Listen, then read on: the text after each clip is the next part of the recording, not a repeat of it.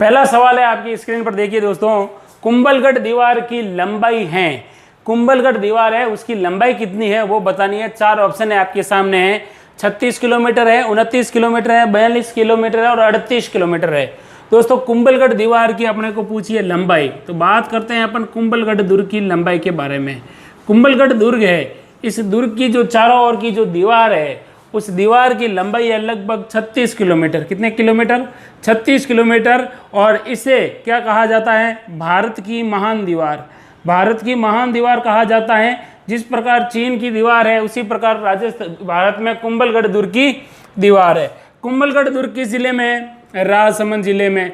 यहाँ पर एक इंपॉर्टेंट सवाल आपको बता दूं कि कुंभलगढ़ दुर्ग है, इस कुंभलगढ़ दुर्ग का निर्माण किसने करवाया था? तो इसका निर्माण करवाया था मौर्य शासक था जिसका नाम था संप्रीति। मौर्य शासक कौन था? संप्रीति ने इसका निर्माण कराया था। लेकिन उसके बाद ये कुछ समय बाद मौर्य शासकों के बाद ये जो जीर्ण शीर्ण अवस्था में आ गया था, पूरा खंडहर बन चुका था, तो पुनः निर्माण किसने करवाया था? पुनः निर्माण करवाया था महाराणा कुंभा ने। किसने करवाया? महाराणा कुंभा ने। लेकिन महाराणा कुंभा ने इस दुर्ग को किसकी देखरेख में करवाया, यानी इस दुर्ग का वास्तुकार कौन था? तो ध्यान रखना दोस्तों, इसका वास्तुकार का सवाल पूछा जाता है, उसका नाम था मंडन। अब इसका नाम कुंभलगढ़ क्यों है? तो ध्यान रखना दोस्तों, कुंभा की एक पत्नी थी जिसका नाम था कुंभल देवी, और कुंभल देवी के नाम पर ही कुंभलगढ़ का नाम रखा गया था, कुंभलगढ़।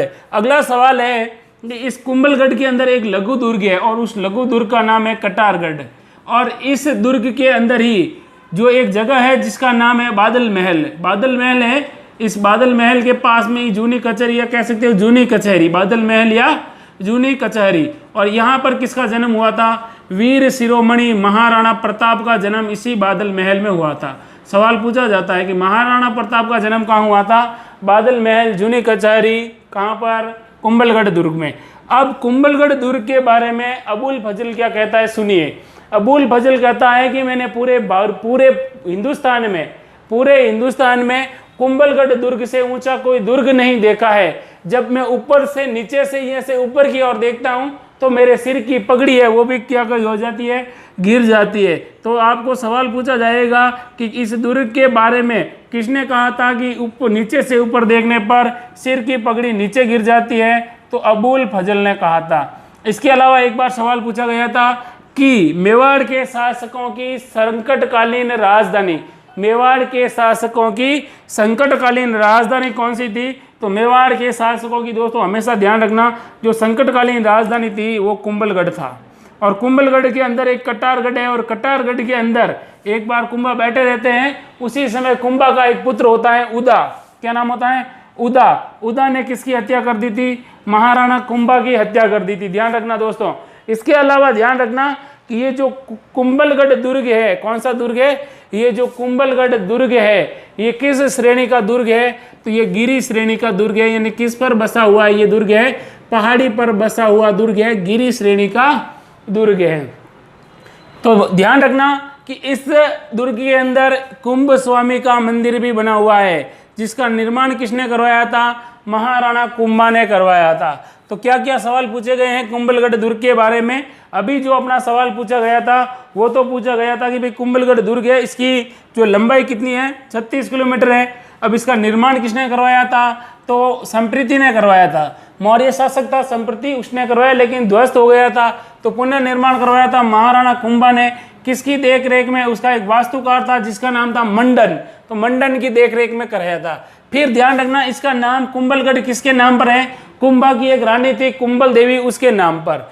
इस कटारगढ़ दुर्ग, कुंभलगढ़ दुर्ग के अंदर ही एक और दुर्ग बनाया गया था जिसे लघु दुर्ग कहा जाता है, कटारगढ़।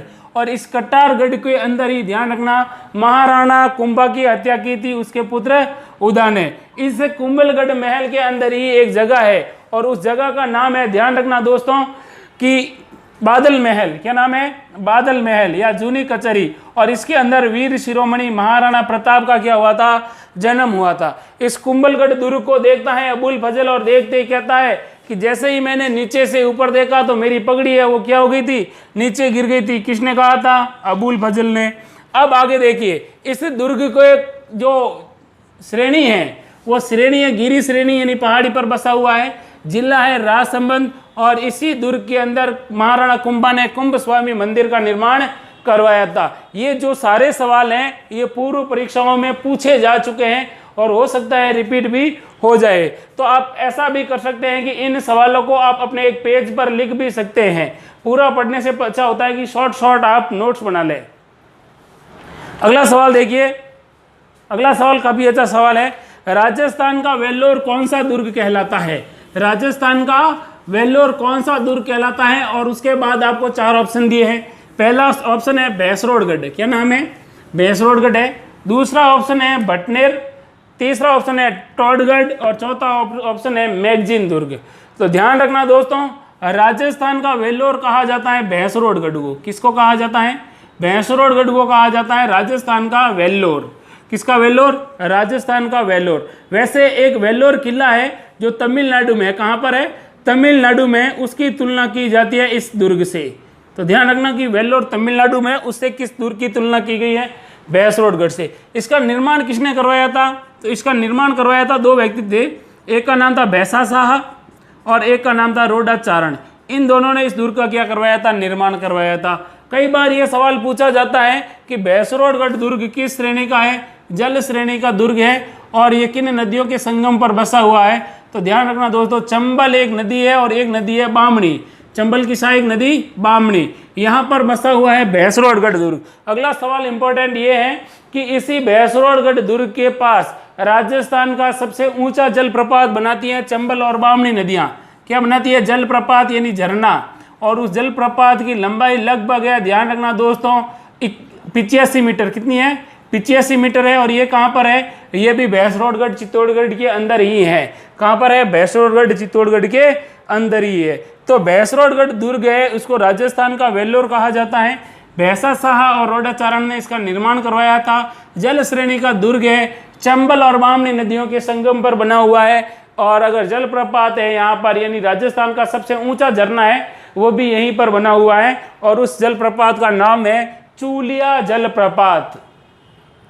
नेक्स्ट क्वेश्चन है, शुक्र नीति में शुक्राचार्य ने कितने प्रकार के दुर्गों का वर्णन किया है? 4 ऑप्शन है आपके सामने, 5 तरह के, 8 तरह के, 9 तरह के या 13 तरह के। दोस्तों हमारे राजस्थान के अंदर एक आचार्य हुए थे, हमारे भारत के अंदर शुक्राचार्य। कौन से आचार्य? शुक्राचार्य। और शुक्राचार्य ने पुस्तक लिखी थी शुक्र नीति। और इस शुक्र नीति में इन्होंने जो दुर्गों के प्रकार बताए हैं, 9 प्रकार के दुर्ग बताए हैं। 9 प्रकार के दुर्ग कौन कौन से बताए हैं? तो ध्यान रखना दोस्तों कि इन्होंने जो दुर्ग है बनावट के आधार पर और व्यवस्था के आधार पर कितने प्रकार के? 9 प्रकार के। जैसे इन्होंने बताया था कि एक दुर्ग होता है गिरी श्रेणी का, एक होता है वन श्रेणी या उस वन श्रेणी जिसको एरण श्रेणी भी कहा जाता है। एक होता है औदक जिसको जल दुर्ग भी कहा जाता है। क्या कहा जाता है? औदक, जिसे जल दुर्ग भी कहा जाता है। इसके अलावा सैन्य दुर्ग, सहाय दुर्ग, वन दुर्ग, कौन सा दुर्ग? वन दुर्ग, पारिद दुर्ग, पारिख दुर्ग, कौन सा दुर्ग? पारिख दुर्ग। तो ऐसे करके इन्होंने दुर्गों के 9 प्रकार बताए हैं। लेकिन एग्जाम में एक बार सवाल पूछा गया था कि शुक्र नीति पुस्तक के रचयिता शुक्राचार्य ने राजस्थान में सर्वश्रेष्ठ प्रकार का दुर्ग कौन सा बताया है? तो उनमें जल श्रेणी भी था, वन श्रेणी भी था, गिरी श्रेणी भी था और स्थल श्रेणी भी था। तो ध्यान रखना दोस्तों, दुर्गों में सबसे सर्वश्रेष्ठ दुर्ग माना जाता है गिरी श्रेणी, यानी वो दुर्ग जो पहाड़ी पर स्थित होता है उसे कहा जाता है कौन सा दुर्ग? गिरी श्रेणी का दुर्ग। ध्यान रखना, शुक्र नीति शुक्राचार्य 9 प्रकार के दुर्ग और सबसे श्रेष्ठ दुर्ग कौन सा? वो होता है गिरी दुर्ग। नेक्स्ट क्वेश्चन है, राजस्थान में चांदी के गोले दागने हेतु दुर्ग प्रसिद्ध हैं। राजस्थान में एक ऐसा किला भी है जहां से चांदी के गोले क्या किए गए थे? दागे गए थे। तो ध्यान रखना दोस्तों, चूरू का किला। 4 ऑप्शन है आपके सामने, अचलगढ़ का किला, चूरू का किला, फिर है जूनागढ़ का किला और रणथंभौर का किला। तो बात कर रहे थे चूरू का किला। चूरू का किला, इस चूरू के किले का निर्माण किसने करवाया था? इसका निर्माण करवाया था कुशल सिंह ने। किसने करवाया था? कुशल सिंह ने करवाया था 15वीं शताब्दी में। और बात है लगभग 1814 की। और 1814 में बीकानेर के शासक होते हैं सूरत सिंह, और सूरत सिंह ने चूरू के शासक होते हैं जिनका नाम क्या होता है, शिव सिंह। शिव सिंह पर ये क्या करते हैं, हमला करते हैं। और जब शिव सिंह जब दुर्ग के अंदर होते हैं और दुर्ग के अंदर गोला बारूद खत्म हो जाता है, उस समय दुर्ग के अंदर जो शिव सिंह के जो खास व्यक्ति होते हैं, जो स्वामी भक्त व्यक्ति होते हैं, वो कहते हैं हमारे पास बारूद तो पड़ा है लेकिन लोहा नहीं है, तो कोई बात नहीं है, हमारे पास चांदी है, तो हम चांदी के गोले भी दाग सकते हैं। इसीलिए जो चूरू का किला है वो चांदी के गोले दागने वाला किला भी कहलाता है। कब, 1814 शिव सिंह शासक थे और बीकानेर के शासक सूरत सिंह ने यहाँ पर हमला किया था। और इस दुर्ग का निर्माण किसने करवाया था, तो कुशल सिंह ने करवाया था 15वीं शताब्दी के अंदर। नेक्स्ट क्वेश्चन है आपका, जयपुर नगर के वास्तुकार कौन थे। सवाल पूछा है जयपुर नगर के वास्तुकार कौन थे। 4 ऑप्शन है, मंडन है, सवाई जय सिंह है, मिर्जा इस्माइल है और विद्याधर भट्टाचार्य है। पूछा किसका है दोस्तों, जयपुर का पूछा है। तो बात करते हैं जयपुर का। तो जयपुर का जो वास्तुकार था वो था विद्याधर भट्टाचार्य। कौन था, विद्याधर भट्टाचार्य। यानी विद्याधर भट्टाचार्य की देखरेख के अंदर ही जयपुर की स्थापना की गई थी। इसके अलावा ध्यान रखना दोस्तों, जयपुर की स्थापना किसने की थी, तो इसकी स्थापना की थी सवाई जय सिंह ने। किसने की थी, सवाई जय सिंह ने जयपुर की स्थापना की थी। कब की थी, 1727 में। अब कई बार एग्जाम में सवाल पूछे जाते हैं कि जयपुर के क्या क्या उपनाम है, तो ध्यान रखना दोस्तों, इसको कहा जाता है पिंक सिटी। पिंक सिटी का मतलब आप लोगों को पता है कि गुलाबी नगरी कहा जाता है जयपुर को। इसके अलावा क्या कहा जाता है, गुलाबी नगरी के अलावा इसको कहा जाता है रंगश्री द्वीप, रंगश्री द्वीप। इसके अलावा और क्या कहा जाता है, तो ध्यान रखना दोस्तों, इसको कुछ और नामों के नाम से भी जाना जाता है। जैसे इसको कहा जाता है हेरिटेज सिटी। क्या कहा जाता है, हेरिटेज सिटी। यानी यूनेस्को ने सन 2019 के अंदर जयपुर को कौन सी सिटी का दर्जा दिया था, हेरिटेज सिटी का दर्जा 2019 में मिला था। इसके अलावा क्या कहा जाता है इसे कहा जाता है पूर्व का पेरिस। पूर्व का क्या कहा जाता है, पेरिस कहा जाता है। राजस्थान की राजधानी कहलाती है जयपुर। और ध्यान रखना कि जयपुर एक राजस्थान का ऐसा शहर है जो पूर्ण रूप से एक वास्तुकार या आप कह सकते हो वास्तु दृष्टि से बिल्कुल नक्शे से बना हुआ शहर है, वो है जयपुर। इसके अलावा नेक्स्ट क्वेश्चन है, देखिए आपका, दुर्गों में, राजस्थान के दुर्गों में दुर्गा अधिराज किसे कहा जाता है। राजस्थान के दुर्गों में दुर्गा अधिराज किसे कहा जाता है। 4 ऑप्शन है, मेहरानगढ़ है, कुंभलगढ़ है, फिर आपके चित्तौड़गढ़ है, फिर है गागरोनगढ़। दोस्तों पूछा किसका है, दुर्गा अधिराज, यानी दुर्गों का भी दुर्ग, वो किसको कहा जाता है, चित्तौड़गढ़ को। किसको कहा जाता है, चित्तौड़गढ़ को क्या कहा जाता है, तो ध्यान रखना दोस्तों, दुर्गा अधिराज। और क्या कहा जाता है इसे, दुर्गों का दुर्ग, दुर्गा अधिराज, दुर्गा अधिराज। और क्या कहा जाता है चित्तौड़गढ़ दुर्ग को, इसे कहा जाता है, ध्यान रखना, अगर एक लाइन में अगर पूछे, दुर्गों का सिरमौर। दुर्गों का क्या कहा जाता है, सिरमौर भी कहा जाता है इसको। अब और क्या सवाल पूछेगा, अगर चित्तौड़गढ़ के उपनाम से संबंधित पूछेगा, इसे और क्या कहा जाता है, तो इसके लिए एक उक्त पंक्ति है, क्या है कि गढ़ तो चित्तौड़ बाकी सब गढ़या। गढ़ तो चित्तौड़ बाकी सब गढ़या। तो ये एक बार क्या है, सवाल क्या पूछा गया था कि ये जो लाइन लिखी है मैंने, इस लाइन के अनुरूप लाइन सवाल था, लेकिन यहां पर चित्तौड़ नहीं था, खाली ऑप्शन में खाली जगह में 4 ऑप्शन थे। क्या लिखा था, गढ़, उसके बाद खाली जगह, फिर बाकी सब गढ़या। तो गढ़ तो कौन सा है, चित्तौड़ है, बाकी सब क्या है, गढ़या। राजस्थान का सबसे बड़ा लिविंग फोर्ट, राजस्थान का सबसे बड़ा लिविंग फोर्ट का मतलब है कि राजस्थान का सबसे बड़ा दुर्ग है जिसके अंदर सबसे अधिक लोग क्या करते हैं, आज भी निवास करते हैं। राजस्थान का एकमात्र दुर्ग जिसके अंदर क्या की जाती है, खेती की जाती है। क्या की जाती है, खेती की जाती है। अब सवाल पूछा जाता है कि ये किस श्रेणी का है, तो ये ध्यान रखना जल श्रेणी का भी है, क्योंकि ये बेड़च नदी के किनारे पर बसा हुआ है, और जल श्रेणी और गिरी श्रेणी का भी है। तो दोनों श्रेणियों के अंतर्गत चित्तौड़गढ़ आता है। और चित्तौड़गढ़ के बारे में और क्या सवाल पूछा जाता है, ध्यान रखना दोस्तों कि इस दुर्ग का निर्माण किसने करवाया था। तो इस दुर्ग का निर्माण एक व्यक्ति के नाम से जुड़ा है, चित्रागंध मौर्य ने। लेकिन एक बार क्या सवाल पूछा गया था कि आधुनिक चित्तौड़गढ़ दुर्ग है जिसको अपन देख रहे हैं, उस आधुनिक चित्तौड़गढ़ दुर्ग का निर्माण किसने करवाया था? तो महाराणा कुंभा ने करवाया था। किसने करवाया था? महाराणा कुंभा ने करवाया था। इसके अलावा इस दुर्ग की आकृति पूछे तो क्या करोगे आप? इसकी आकृति है दोस्तों व्हेल मछली के समान। किसके समान है? व्हेल मछली है, उसके समान इसकी आकृति है। ये एग्जाम में कई बार पूछा जा चुका है। इसके अलावा इसे कहा जाता है राजस्थान का गौरव। राजस्थान का क्या कहा जाता है? गौरव कहा जाता है। इसके अलावा और क्या कहा जाता है? इसे कहा जाता है मालवा का प्रवेश द्वार। मालवा का क्या पूछा जाता है कि प्रवेश द्वार कौन सा है? वो भी आपका कौन सा गढ़ है? चित्तौड़गढ़ है। राजस्थान का सबसे बड़ा रिहायशी दुर्ग है, यानी लिविंग फोर्ट भी माना जाता है या रिहायशी दुर्ग भी माना जाता है। इसके अलावा इस दुर्ग तक पहुंचने के लिए आपको कितनी पोलों से गुजरना पड़ेगा? 7 पोलों से, यानी 7 दरवाजों से होकर गुजरना पड़ेगा इस दुर्ग के अंदर से। तो चित्तौड़गढ़ दुर्ग है, इसके बारे में क्या क्या सवाल बनते हैं कि चित्तौड़गढ़ दुर्ग का निर्माण किसने करवाया था? चित्रांगद मौर्य ने। लेकिन आधुनिक स्वरूप किसने दिया था? महाराणा कुंभा ने। किस नदी के किनारे हैं? बेड़च नदी के किनारे। क्या कहा जाता है इसे? दुर्गाधिराज, दुर्गों का सिरमौर, दुर्गों का दुर्ग, राजस्थान का गौरव, मालवा का प्रवेश द्वार, राजस्थान का ऐसा एकमात्र दुर्ग जिसके अंदर क्या की जाती थी? खेती की जाती थी। राजस्थान का सबसे बड़ा लिविंग फोर्ट जिसकी आकृति कैसी है? मछली के समान है। लिविंग फोर्ट का मतलब है कि सबसे ज्यादा लोग इस दुर्ग में रहते थे।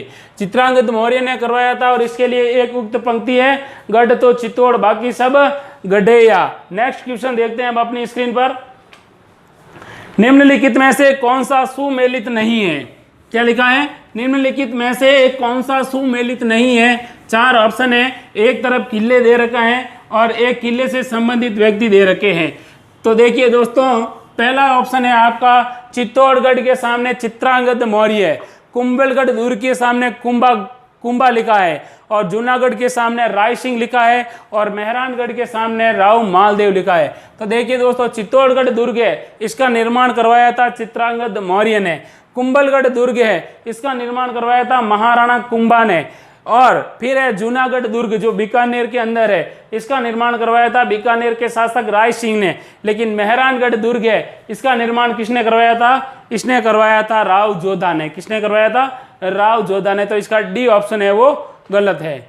अगला सवाल है, देवकुंड की छतरियां कहां पर हैं? सवाल पूछा है देवकुंड की छतरियां कहां पर स्थित हैं, और आपको 4 ऑप्शन दे रखा है, बीकानेर है, जोधपुर है, सिरोही है और चित्तौड़गढ़ है। तो दोस्तों, जो ये देवकुंड की छतरियां हैं वो कहां पर है? बीकानेर के अंदर। और क्या सवाल पूछे जाते हैं? देखिए, सवाल कई बार पूछा जाता है कि क्षारबाग की छतरियां कहां पर है? क्षारबाग की छतरियां, तो ये तो है कोटा में। कहां पर है? कोटा में। अगर सवाल पूछ ले गैटोर की छतरियां कहां है, तो गैटोर की छतरियां, ध्यान रखना दोस्तों, जैसलमेर के अंदर, सॉरी गैटोर की छतरियां हैं वो जयपुर के अंदर है। और अगर आपसे पूछ ले, ध्यान रखना, बड़ा बाग की छतरियां, ये कई बार सवाल पूछा है कि बड़ा बाग की छतरियां कहाँ है, तो जैसलमेर के अंदर है। कहाँ पर है? जैसलमेर के अंदर। और अगर सवाल पूछ ले कि पंचकुंड की छतरियां कहाँ हैं, तो ये पंचकुंड की छतरियां कहाँ पर है दोस्तों? ये हैं जोधपुर में। कहाँ पर है? ये जोधपुर में है। अगर सवाल पूछ ले आंतेड़ की छतरियां कहाँ पर है, कहाँ पर? आंतेड़ की छतरियां कहाँ पर है, तो आंतेड़ की छतरियां हैं अजमेर के अंदर। इसके अलावा और क्या पूछ सकता है, तो ध्यान रखना दोस्तों, बड़ा बाग, ये जो मैंने बताया है ये प्रमुख राजवंश थे, उन राजवंशों से संबंधित जो क्षत्रियां या उनके जो शमशान स्थल है वो है। जैसे अजमेर के अंदर जो आंतेड़ है, वहां पर अजमेर के पूर्व के जो शासक थे उनकी यहाँ पर छतरियां बनी हुई है। पचकुंड के अंदर मारवाड़ के राठौड़ शासकों की छतरियां बनी हुई है। देवकुंड बीकानेर के अंदर बीकानेर के राठौड़ों की छतरियां बनी हुई है। क्षारबाग कोटा में कोटा के हाड़ा शासकों की छतरियां बनी हुई है। गैटोर जयपुर के अंदर जयपुर के कछवाहा शासकों की क्या बनी हुई है, छतरियां बनी हुई है। बड़ा बाग है वो जैसलमेर के अंदर है, और जैसलमेर के अंदर क्या है कि जो बड़ा बाग के अंदर जैसलमेर के भाटी राजवंश की क्या बनी हुई है, छतरियां बनी हुई है। नेक्स्ट क्वेश्चन है, राजस्थान का एकमात्र काष्ठ महल कहां पर स्थित है? सवाल पूछा है राजस्थान का एकमात्र काष्ठ महल कहां स्थित है। 4 ऑप्शन है आपके सामने, झालावाड़ है, फिर अलवर है, फिर उदयपुर है और फिर पुष्कर है। दोस्तों पूछा किसका है? काष्ठ महल। अब काष्ठ महल कहाँ है राजस्थान के अंदर? तो ध्यान रखना कि राजस्थान का ऐसा दुर्ग है जो पूर्ण रूप से किसका बना हुआ है? लकड़ी से बना है। और इसे क्या कहा जाता है? लकड़ी का रैन बसेरा भी पूछ लिया जाता है एग्जाम में कई बार कि काष्ठ निर्मित रैन बसेरा कहाँ पर है? वो कहाँ है? आपके झालावाड़ में है। कहाँ पर है दोस्तों? झालावाड़ में। ये लाए कौन थे या फिर इसको बनवाया किसने था?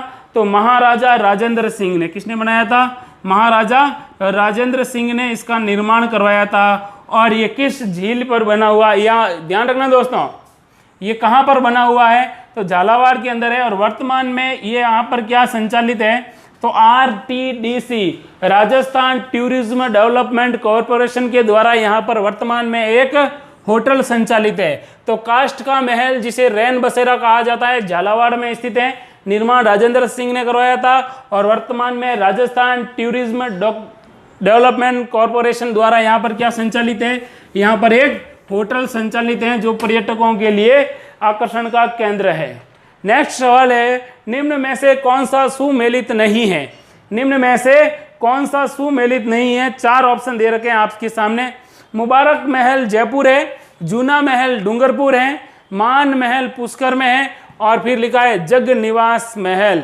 दोस्तों ध्यान रखना, मुबारक महल जयपुर में निर्मित है, जूना महल डूंगरपुर में निर्मित है, मान महल जिसका निर्माण मान सिंह ने करवाया था, लेकिन करवाया कहाँ था? पुष्कर में। लेकिन जग निवास है, ये जग निवास है वो कहाँ पर है? उदयपुर के अंदर है, न कि राजसमंद के अंदर है। तो इसका राइट ऑप्शन होगा वो होगा डी।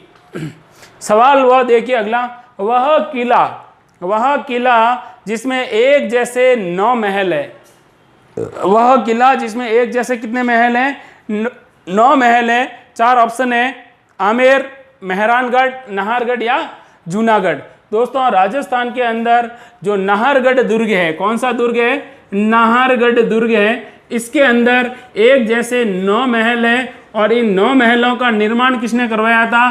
तो जयपुर के शासक थे माधो सिंह। और माधो सिंह की 9 रानियां थी और 9 रानियों को एक जैसा का जैसा महल बनाकर देना जिससे कि रानियों में आपस में झगड़ा नहीं हो, इसीलिए इन्होंने एक जैसे 9 महल बना दिए थे माधो सिंह ने अपनी 9 रानियों के लिए। अगर सवाल पूछ ले कि नाहरगढ़ दुर्ग का निर्माण किसने करवाया, तो वहां पर करोगे जय सिंह द्वितीय ने। किसने करवाया था? जय सिंह द्वितीय ने क्या करवाया था? इन महल का निर्माण या इस दुर्ग का निर्माण करवाया था। अब सवाल कई बार ये पूछा जाता है कि जो ये नाहरगढ़ दुर्ग है, इस नाहरगढ़ दुर्ग के पास में राजस्थान का पहला क्या है? यहाँ पर बायोलॉजिकल पार्क है। बायोलॉजिकल पार्क, जैविक उद्यान। राजस्थान का पहला जैविक उद्यान कहाँ पर है? नाहरगढ़ दुर्ग के पास ही है। इसीलिए मैंने यहाँ पर लिखवाया ताकि एग्जाम आए तब याद रखना है। इसके अलावा सवाल पूछा जाता है कि इस नाहरगढ़ को क्या कहा जाता है? तो इसे कहा जाता है जयपुर का मुकुटमणि। जयपुर का क्या कहा जाता है? मुकुटमणि कहा जाता है। जयपुर मुकुटमणि कहा जाता है इस दुर्ग को, मुकुटमणि। ध्यान रखना, काफी अच्छा सवाल है। तो नाहरगढ़ दुर्ग है, निर्माण तो जय सिंह द्वितीय ने करवाया था, लेकिन एक जैसे 9 महल बनवाए थे वो जयपुर के शासक माधो सिंह ने बनाए थे। इसके अंदर राजस्थान का पहला जैविक उद्यान यानी बायोलॉजिकल पार्क स्थित है और इस दुर्ग को जयपुर का क्या कहा जाता है? मुकुटमणि भी कहा जाता है। नेक्स्ट क्वेश्चन देखिए, किस महल में स्वामी विवेकानंद आए थे? 4 ऑप्शन दिए हैं आपको कि राजस्थान के अंदर भी विवेकानंद आए, लेकिन किस महल में रुके वो बताना है। 4 ऑप्शन है, चित्तर महल है, फिर है खेतड़ी महल, फिर है हवा महल और फिर है जोगी महल। दोस्तों ध्यान रखना, खेतड़ी महल जो कहाँ पर बना हुआ है? खेतड़ी महल कहाँ पर है? खेतड़ी झुंझुनू के अंदर है। ध्यान, एक बार सवाल पूछा गया खेतड़ी महल किस जिले में? झुंझुनू में। निर्माण किसने करवाया था? तो जो उस समय के तत्कालीन जो शासक थे उन शासकों के द्वारा निर्माण करवाया गया था और उनका नाम था अजीत सिंह। किसने करवाया था? अजीत सिंह ने इसका निर्माण करवाया था। और यहाँ पर कौन आए थे?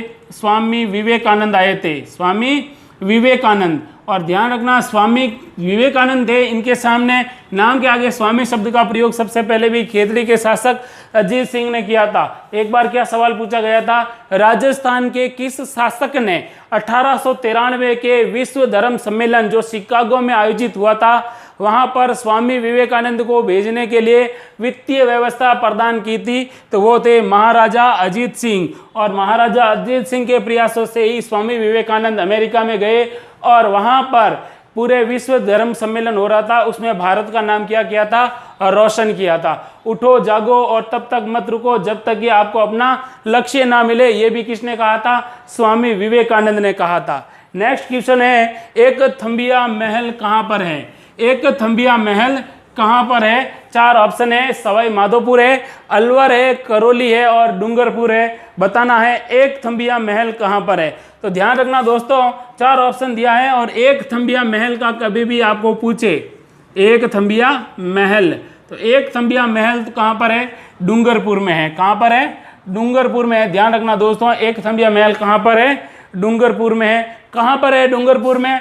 तो डूंगरपुर में एक झील है जिसका नाम है गैप सागर झील, और इस गैप सागर झील के पास स्थित है एक थम्बिया महल। लेकिन अगर यहाँ पर सवाल पूछे कि एक खंबे की छतरी